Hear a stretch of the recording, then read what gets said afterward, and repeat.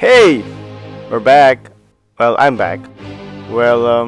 After taking a tour and history behind Zweibrücken, now we're heading to the castle, or the ruins of the castle. The old Duke of Zweibrücken, called the Carlsberg Castle. If you guys heard the beer Carlsberg, they got the name from this place. Cause one part of the ruin of the castle, they made a brewery out of it. And that's where Carlsberg beer came from. So, wish me luck. We're gonna go climb. Carlsberg Castle is a castle ruin on Buchenberg east of Homburg in Saarland, Germany. It was once the largest country palace in Europe and served as the residence of the Duke of Zweibrücken until 1793, when the castle was destroyed by French revolutionary troops. Beginnings. The historical situation began when Charles II August, the Duke of Zweibrücken, was born to the titular Count Palatine and Prince of Palatinate Zweibrücken and Palatinate Birkenfeld-Bisqueiler Friedrich Michael.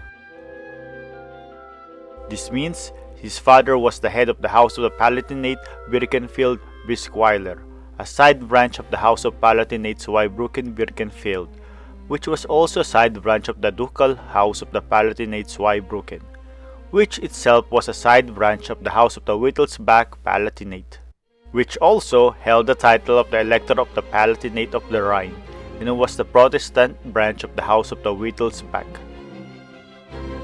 His upbringing as the son of an important poor prince did not give Charles II August the chance to build a castle of European standing. It was the extinction of the three main branches of the House of Wittelsbach which gave him the opportunity to do so. In 1775, Christian IV, the Duke of Zweibrücken, died without legitimate children, and so Charles August became his successor. At the same time, neither Charles Theodore, the Elector of Bavaria, Elector Palatine, the head of the Protestant main branch of the House of the Wittelsbach, or Maximilian III Joseph, the Elector of Bavaria, and the head of the Catholic main branch of the House of the Wittelsbach, had none surviving legitimate children. So Charles August was expected to succeed these relatives too. Charles Theodore was not interested in the Bavarian inheritance, therefore he was willing to sell his hereditary title and after the death of Maximilian Joseph, his Bavarian property to the Austrian House of Habsburg. The European powers, especially Prussia, were not interested in seeing the House of the Habsburgs make further land gains. The only way to prevent this from happening was to make sure that instead of selling his own hereditary title too, Charles August protested against every attempt to impede his succession to the Bavarian throne.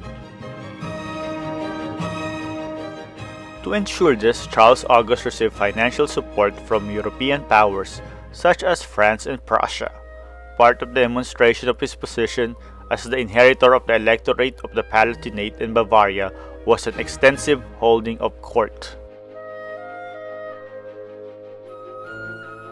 The construction. In 1760, the Baron of Clausen built a house called Louisenhof or Louis Grange after his wife Louise von Clausen on the Buchenberg. When he died, the estate was inherited by his widow. On July 27, 1777, Duke Charles II August bought the Louisenhof for the price of 23,000 gulden. A journeyman had to work 2 days to earn 1 gulden, and 60 new Louis d'Or, about twice the worth of a gulden. He was influenced by his mistress Caroline von Nessebeck, a cousin of the owner who was seeking to sell the property that she did not use anymore. From 1778 to 1788, a castle was constructed on the area of the Louisenhof. Leading architect was Johann Christian von Mannlich, a painter and architect who became a court painter and general building director of the Duke of Zweibrücken. The castle was constructed in the style of classicism. It was one of the first buildings within the Holy Roman Empire constructed in this new style. The main entrance was located in the valley in front of the castle. There, the Karlsberger Hof or Karlsberg Grange, a farm building, was constructed. This is the only building of the castle complex that is still intact. From there, a road led to the mansion, a three-winged building arranged around the Court of Honor. The main buildings were constructed along the edge of a hill, giving a view over the surrounding countryside. In 1778, the construction of the first buildings began and several other buildings were soon constructed too. The following year, the castle became the residence of the dukedom. It was more than a mansion with a garden connected to it, because there was a full functional small village with barracks, farms, nurseries, kennels, and stables. The buildings. The exterior of the buildings were constructed in a very plain style. The uniform design includes continuous cornices and architrave blocks and gabled roofs. Only the buildings of the Corps de Logis have a mansard roof. The only impressive sight were the size of the buildings.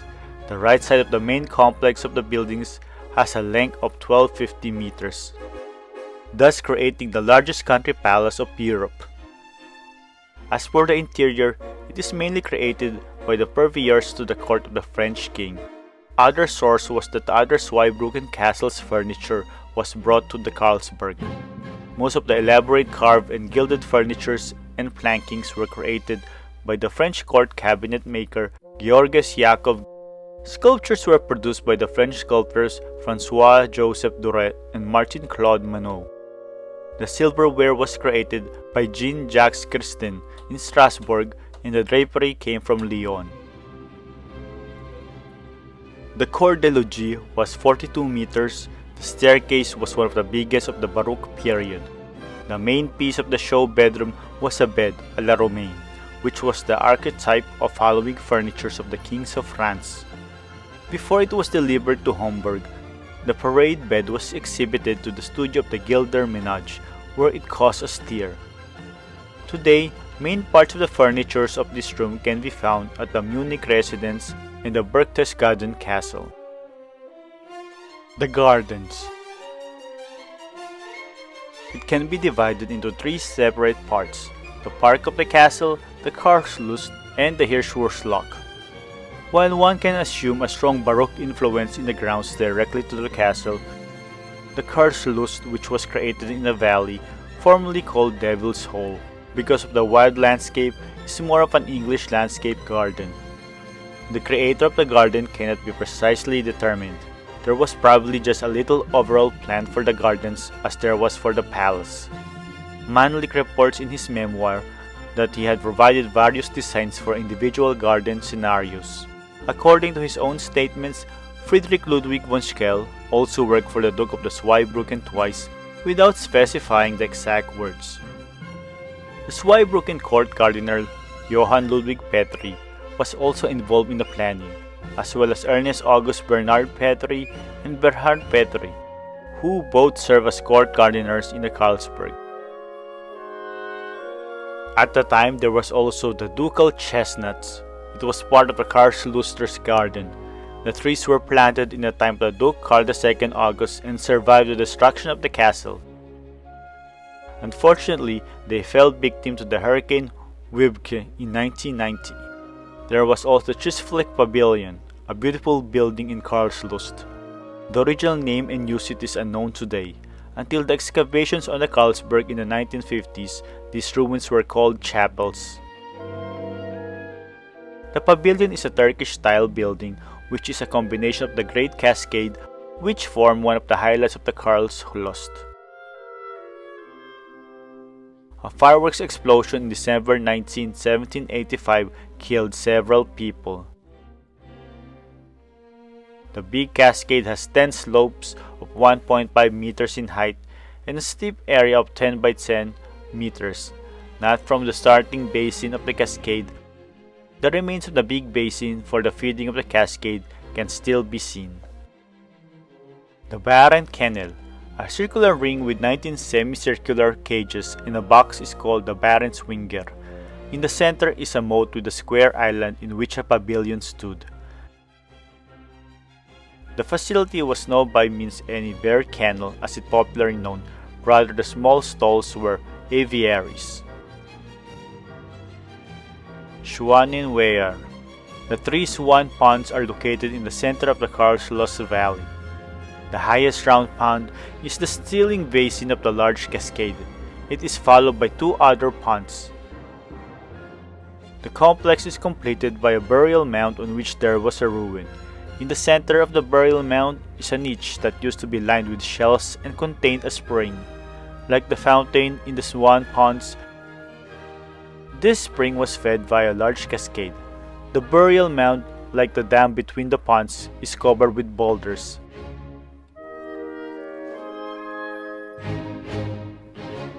Orangery. There was also the former orangery building. Only the unclad cellar vault is visible today, which only conveys the impressive effect of the earlier building with a lot of imagination. Within the imposing long-distance effect of the Carlsberg as a whole, the orangery certainly played the dominant role. The three-wing system with the main wing over 80 meters long attracted attention. In contrast to the castle, the courtyard opened up to the rear and the long main wing faced the valley. Orange trees and other plants spent the winter in a high, light-flooded hall on the ground floor. Citrus plants have been a status symbol since the 16th century, and so orangeries to house sensitive plants in the winter became classic elements of a Baroque palace complex. Besides that, it also fulfilled other functions. Wine, garden furniture, and excavation finds were stored in the basement, with its round arch, portal, and two windows. During the turmoil of the Revolution, the building was converted into a barracks. In the course of the expansion of the palace, the orangery was also built at the end of the 18th century. In addition, individual apartments in the side wings also serve as living quarters for the courtiers. It was occasionally used for courtyard festivals, celebration lasting several days, such as in December 1785, on the occasion of the marriage of Charles II's August brother Maximilian Joseph, who later became the first Bavarian king, and Augusta Wilhelmine of Hesse-Darmstadt. The ring foundations can still be seen today. The building, made of wood and linen, was painted on the inside and furnished with a heavenly vault, fluttering cupids, arcades running around, and chandeliers. A Venetian fair was also held here, which entertained the mostly disguised guests with a wide variety of performances. A central rotunda intended for dancing could be circumnavigated in two aisles and offered space for musicians, pie makers, lemonade vendors, and other vendors with stalls. Comedians, buffoons, tightrope walkers, and conjurers were seen in the four adjoining small theater tents. In individual boxes, the guests could enjoy the foreign animals and birds presented by the court's moors and their keepers, dressed in exotic robes.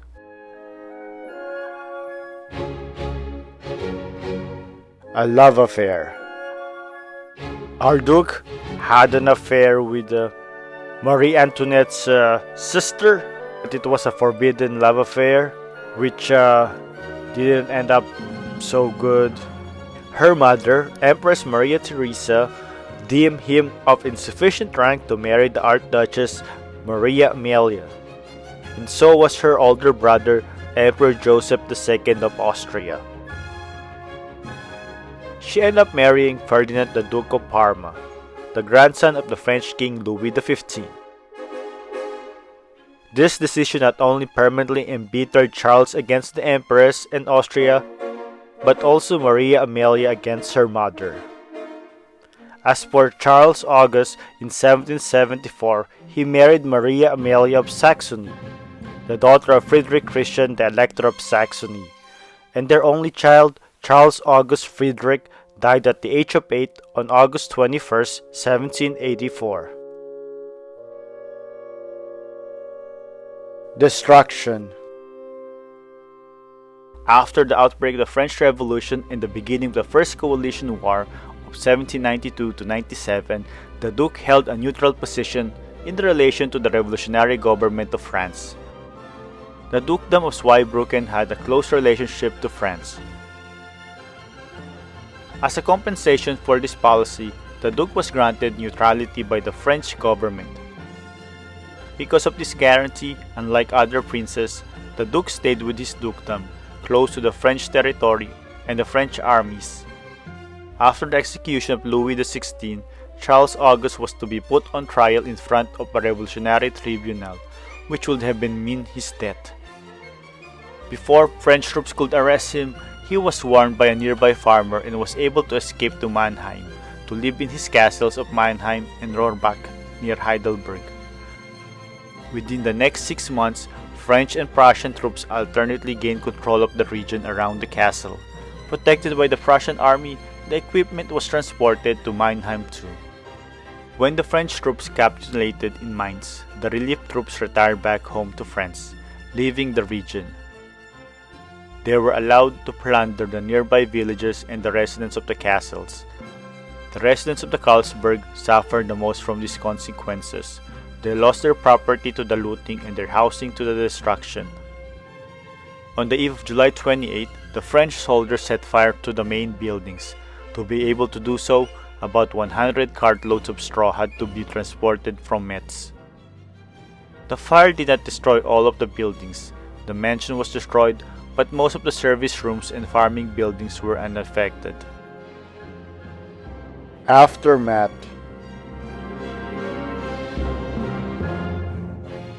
In the aftermath, the castle hill was still inhabited. In November 1793, there were still children born and documented in the church register. Until 1797, the court still settled accounts concerning the castle, although there were no real efforts to secure or maintain the buildings. A few years after the destruction of his castle, Charles August died at the age of 48. He was outlived by Charles Theodore, the Electoral Palatinate of the Protestant main branch. And if he did survive, he will become the first king of Bavaria.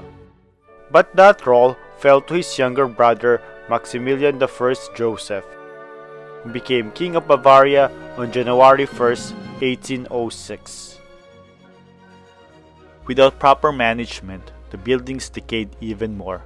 Napoleon returned the ruins to the Duke's widow under the condition that she remove all the ruins. Parts of the furniture and equipment were auctioned off after the death of Charles August. The rest was spread on several castles and museums of the House of the Wittelsbach. The furniture was used in Nymphenburg Castle, Berchtesgaden Castle, and the residences of the Munich, Würzburg, and Bamberg. The collection of arms can be seen in the Historic Museum of Palatinate, the German Museum of Hunting and Fishing in Munich and Berchtesgaden. Parts of the silverware are located in the silver chamber of the Munich residence. The paintings form the core of the Alte Pinakothek art collection. The graphic collection came to the State Graphic Collection of Munich. The coins were included in the State Coin Collection in Munich, and the books are now part of the Bamberg State Library. Karlsberger Hof. Only one building remains though, the Karlsberger Hof, which is the former farmhouse near the main entrance. It has served different purposes throughout the years, as a sugar factory or a forester's house, and now it is owned by the Carlsberg Brewery. And today the building bears little resemblance to the original condition. The building is shorter, the shape of the roof is different from the original, and the addition of a story at one end dates back when it was used as Forester's Lodge. Today, as we walk around, we can see that most of the buildings are only foundations or ruins, and the whole area resembles like a forest. Besides the Karlsberger Hof, the other buildings, nothing remains. except parts of the foundations. The hill was forested. Within this forest, there are some ponds, especially the Carlsberg Wader or Carlsberg Pond. As I mentioned before, remnants of the water basins of the castle park. I hope you guys enjoyed the tour and the history behind Carlsberg Castle. It was the hike. Whew! I was running everywhere. Okay, till next time. Bye.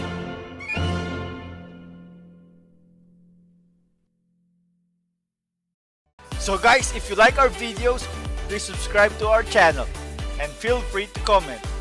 Hit the bell, hit the bell, hit the bell, hit the bell. Come on guys, hit the bell. For notifications. And don't forget to share! And love!